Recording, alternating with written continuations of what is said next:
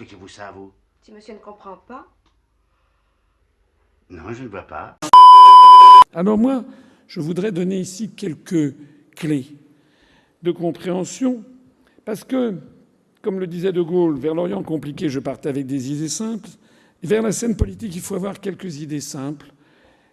Et les gens doivent comprendre que c'est souvent à des petits détails qu'on découvre une personnalité, qu'on découvre un véritable tempérament. Zaman a rappelé très justement que Madame Le Pen, le 19 décembre dernier, s'est rendue avec Vallerand de Saint-Just à l'hôtel de Matignon pour se rencontrer avec le Premier ministre Édouard Philippe. Si parmi ceux qui suivent ce grand meeting en direct, si certains ne le croient pas, qu'ils aillent se renseigner sur Internet. Notamment, il y a des articles qui ont été consacrés à cette réunion dans Le Point et dans l'Express. Et Madame Le Pen est allée voir le Premier ministre Édouard Philippe, comme l'a très justement rappelé Zaman, en disant qu'elle n'avait plus les moyens financiers de financer sa campagne. Parce que le Front National, enfin, le Rassemblement National a un endettement considérable, représentant, je crois, quelque chose comme 6 années de cotisation. Et parce qu'en plus de ça, ils ont fait des détournements de fonds au Parlement européen, semble-t-il, puisque le Parlement européen, c'est quand même fondamentalement pour eux un coffre-fort. Et donc le Parlement européen leur demande de l'argent. Madame Le Pen est allée quémander auprès du Premier ministre qu'il l'aide financièrement. Quelques semaines après, on apprenait que Mme Le Pen confirmait officiellement que le Rassemblement national abandonne définitivement l'idée de sortir de l'Union européenne et de l'euro. Il y a peut-être une relation de cause à effet, vous ne croyez pas ?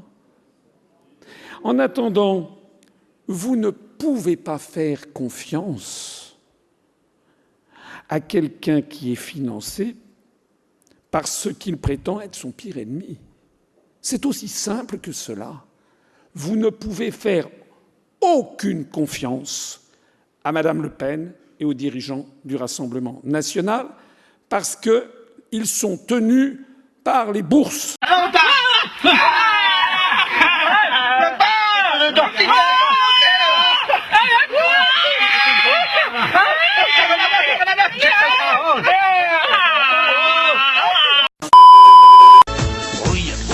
Ouille, qu'est-ce que j'ai mal aux couilles.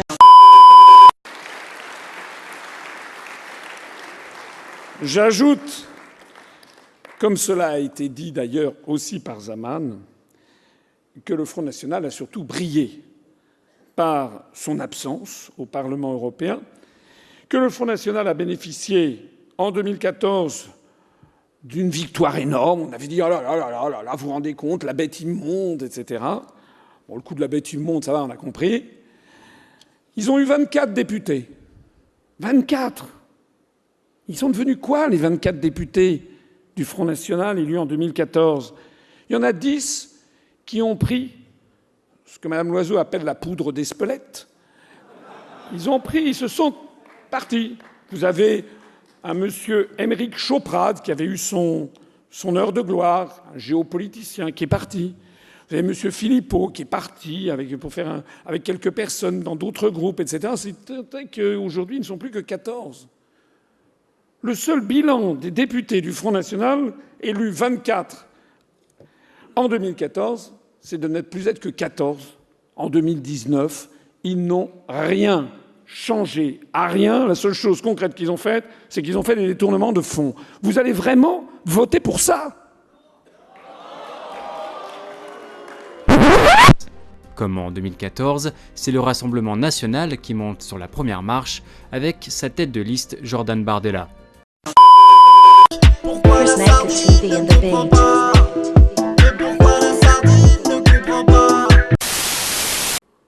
Alors, c'est aux petites choses qu'on reconnaît une personnalité. Mélenchon qui n'a jamais de mots assez durs contre Macron. Mélenchon qui, rappelez-vous, en septembre dernier à Marseille, avait fait un discours truculent, tonitruant, où il avait dit qu'on n'avait jamais eu un pire raciste, un pire xénophobe que le président actuel. Parce que, objectivement, j'en suis pas sûr. Le plus grand xénophobe qu'on ait, c'est quand même lui, monsieur le Président de la République. Et puis vous avez vu ce qui s'est passé. Vous avez vu ce qui s'est passé. Mélenchon, quelques heures après, filmé par la télévision, a rencontré le président de la République, M. Macron, a rencontré Macron à minuit sur le trottoir à Marseille. Alors, outre que tout le monde se pose la question de savoir ce que faisait le président de la République sur le trottoir à Marseille à minuit,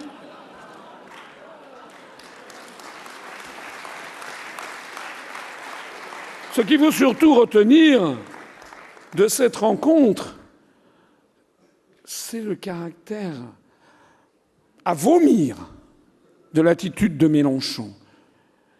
Un journaliste était là en disant « Alors, vous dites à M. Macron que vous avez traité de pire xénophobe tout à l'heure ?» Et vous lui dites quoi ? « Non, non, non, Monsieur le Président, c'était une simple exagération marseillaise. » L'adversaire, c'est plus le Front National que lui-même, finalement.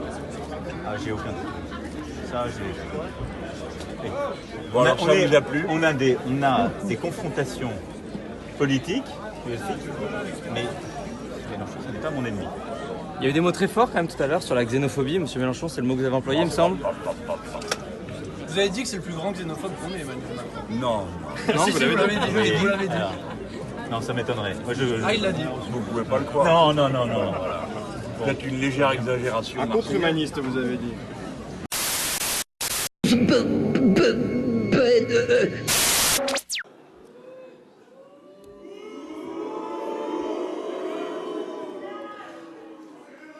Un scélérat, un lâche, une lavette, un paillasson.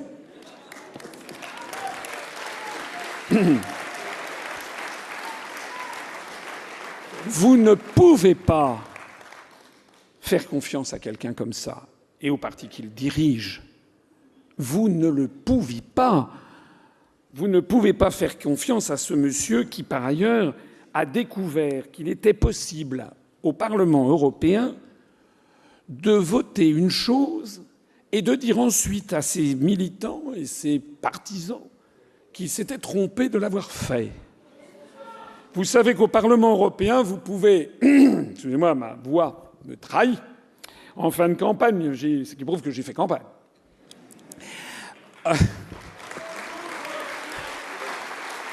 Mélenchon a découvert que si l'on vote oui au Parlement européen, on peut ensuite dire à ses troupes « Non, j'ai voulu voter non ». Et donc, vous faites une déclaration officielle comme quoi vous avez voté non. Vous pouvez ensuite aller montrer ça à vos ouailles en disant « Vous voyez, je me suis trompé, j'ai voulu voter non ». Mais cette procédure ne change rien au vote d'origine qui est acquis une fois pour toutes. Donc, en fait, ils votent oui. Mais en corrigeant son vote, Jean-Luc Mélenchon a-t-il réparé son erreur? Eh bien non. Le règlement du Parlement est formel, la correction n'est que de pure forme, seul le premier vote compte. Le résultat du vote n'est en rien modifié. Ainsi, M. Mélenchon, par exemple, a voté en faveur de mesures souhaitées par Monsanto ou par Bayer. Par exemple, M. Mélenchon a voté pour la réintroduction de ce mets de choix que constituent les farines animales. C'était le 29 juillet 2010, la Commission européenne a proposé de réautoriser les farines animales. Cette proposition a été transmise au Parlement européen. Le pays qui s'est fait remarquer, c'est la France, que vous voyez ici, la France. Il y en a eu 8 qui ont voté pour et 56 députés qui ont voté contre. Un nombre écrasant de députés français qui ont voté contre la réintroduction de cette saloperie. Là où ça fait scandale, c'est que vous avez eu 3 des 5 députés du Front de gauche qui ont voté pour, notamment Elio Haro de La Réunion, Jackie Hénin et Jean-Luc Mélenchon, notre ami Jean-Luc Mélenchon, qui a voté pour la réintroduction des farines animales. Il faut le faire quand même. Alors ça fait un petit scandale dans le Landerneau, et on a eu droit à la technique de M. Mélenchon, l'autre technique, je vous l'avais expliqué, la technique de l'esclandre, C'est-à-dire qu'il a gueulé. Et ouais, je me suis trompé, etc. Tout le monde. Ah bah ouais. Enfin, pour quelqu'un qui aspire à la magistrature suprême, il faut espérer que si un jour il était président de la République, il ne se tromperait pas lorsqu'il appuie sur un bouton pour appeler l'huissier et que c'est pas le bouton pour déclencher le feu nucléaire.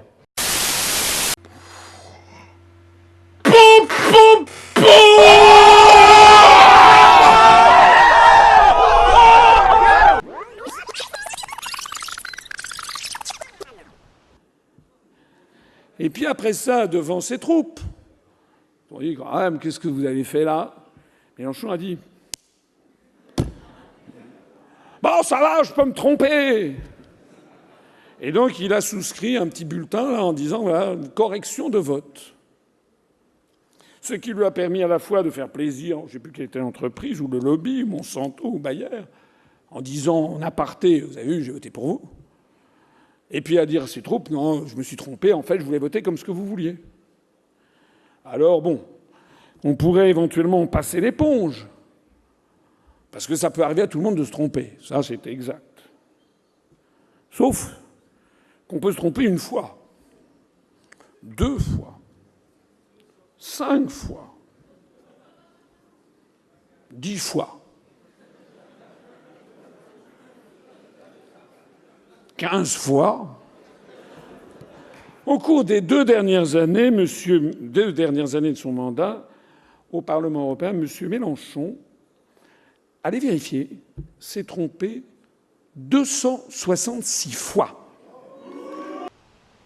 Selon les statistiques du Parlement, entre juillet 2014 et octobre 2015, voilà les 4 eurodéputés qui ont le plus corrigé leur vote. Médaille de bronze, Brice Hortefeux et ses 90 corrections de vote. Médaille d'argent, l'élue portugaise Claudia Monteiro. Médaille d'or, Jean-Luc Mélenchon du Front de gauche. Et Dominique Bildt du Front National ex aequo avec 108 corrections de vote. Et parfois, ça donne des situations assez cocasses. Sur son blog, Jean-Luc Mélenchon assure avoir voté contre une résolution sur l'emploi des jeunes. Il l'a trouvé trop libérale. Mais quand on se penche sur le PV de séance, qu'a voté Jean-Luc Mélenchon? Il a voté pour. Et a ensuite corrigé pour voter contre.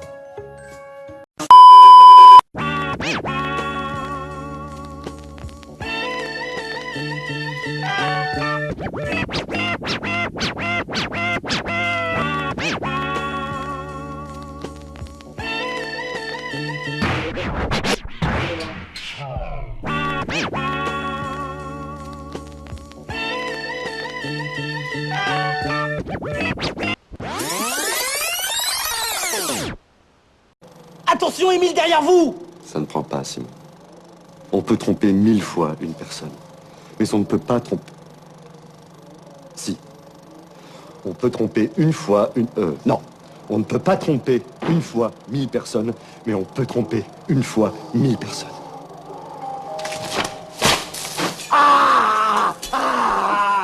Mange ça, pourriture communiste! Vous allez faire confiance à ça? Bien sûr, les résultats de la France insoumise sont décevants. Je vous dis que c'est un échec pour nous, c'est un résultat qui est extrêmement décevant.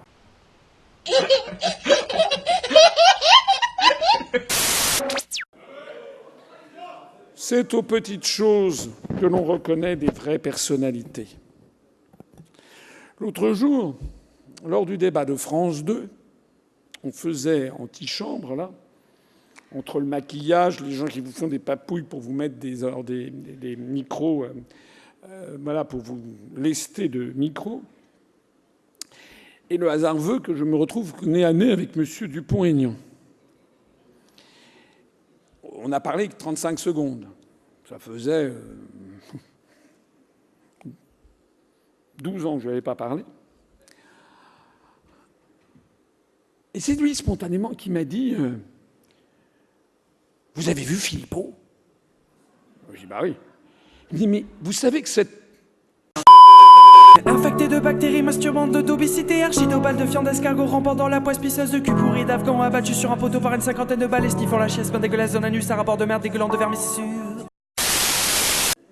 Bon, je ne peux pas dire le mot. Est vraiment venu me proposer 400 000 € pour être numéro 3 sur ma liste. la liste de M. Dupont-Aignan anti-Frexit. C'était il y a moins d'un mois. Et comme M. Dupont-Aignan lui a dit d'aller se faire cuire un œuf, c'est à ce moment-là que M. Philippot a demandé à l'un de ses collaborateurs égarés dans ce mouvement, dont on dit d'ailleurs qu'il le regrette. Ce collaborateur est venu me voir pour me dire que M. Philippot voulait la place de Vincent Brousseau, moyennant 300 000 €. On s'est tourné, moi j'ai pas répondu, alors je me suis tourné vers le Bureau national qui a dit non. Et comme on a dit non, d'ailleurs au passage, M. Philippot n'avait dit que ça. Il m'a dit, on m'a fait savoir, bon, il y aura 2 ou 3 personnes, on les mettra où on veut. Il n'a jamais été question d'une liste de 50, de faire moitié-moitié, comme M. Philippot a le culot. Ce type est un menteur éhonté. Et moi, j'attends éventuellement après la fin de la campagne, mais Dupont-Aignan était dans le même état que moi, parce qu'il a dit ensuite publiquement que jamais il n'avait proposé 400 000 € à Dupont-Aignan. Bonjour, monsieur. Comment? Évidemment que je suis une pute. J'ai l'air de quoi? D'un cosmonaute?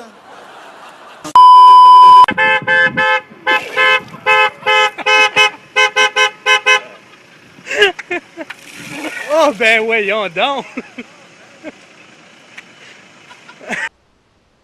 Aucun honneur, aucune fierté.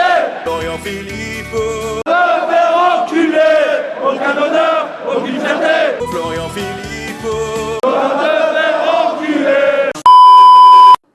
Dupont-Aignan est prêt à se faire couper la main pour valider ceci, comme moi je suis prêt à le faire. Et comme nous on a dit non, M. Philippot est allé ensuite voir une espèce de contrefaçon, parce que M. Philippot adore les contrefaçons, une contrefaçon de gilet jaune, M. Barnaba, dont le seul titre de gloire, à part le fait de s'être mis un gilet jaune, est d'être payé 2 600 € par mois depuis 10 ans par une collectivité publique sans rien faire. On va tout de suite crever un abcès parce que c'est la première chose que vous a dit Bruno Pomar quand il vous a vu il y a 2 minutes. Il vous a dit vous êtes celui qui est sans affectation chez les fonctionnaires sans affectation, c'est bien ça? Oui, tout à fait, tout à fait. C'est sorti dans la presse. Ça fait 10 ans donc que vous ne travaillez pas? C'est-à-dire qu'en fait, j'ai été placardisé il y a effectivement une dizaine d'années au motif que j'avais trop d'ambition pour le territoire. Quoi?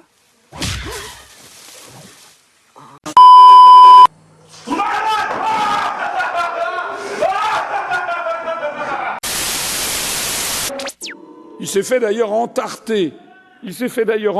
Sur un rond-point en Indre-et-Loire où les gilets jaunes, les vrais, de l'Indre-et-Loire, quand ils n'ont vu rien, ils ont dit c'est qui ça? En vertu de quoi vous parlez en notre nom? Plof! On la réservait, on avait l'habitude de la réserver à BHL, celle-ci, ça sera pour vous. Média, BFM TV, comme vous êtes beaucoup passé la semaine dernière, arrêtez, ne parlez pas de tous les gens de l'Indre, parlez dans ces cas-là uniquement des problèmes. Pardon, laissez-moi finir.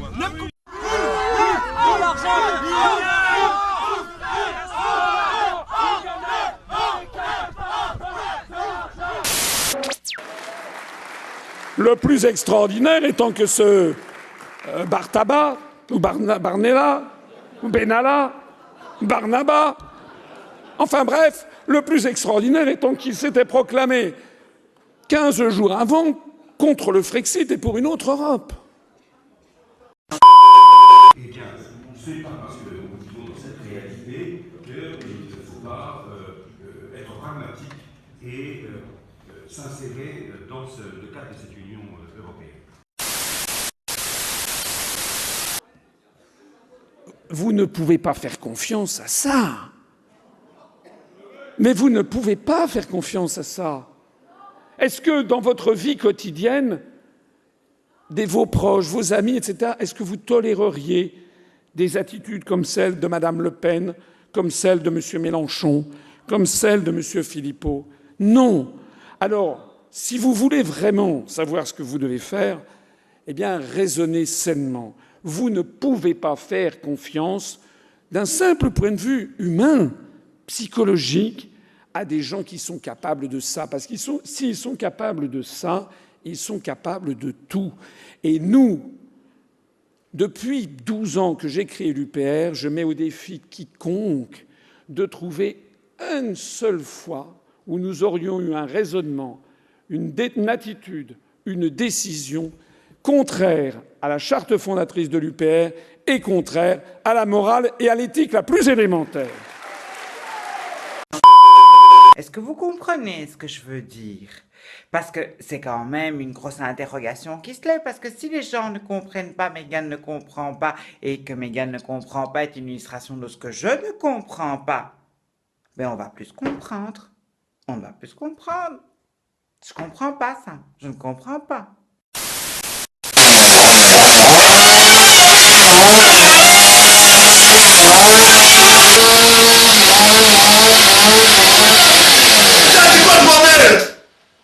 Ben, tu m'as dit de couper la télé?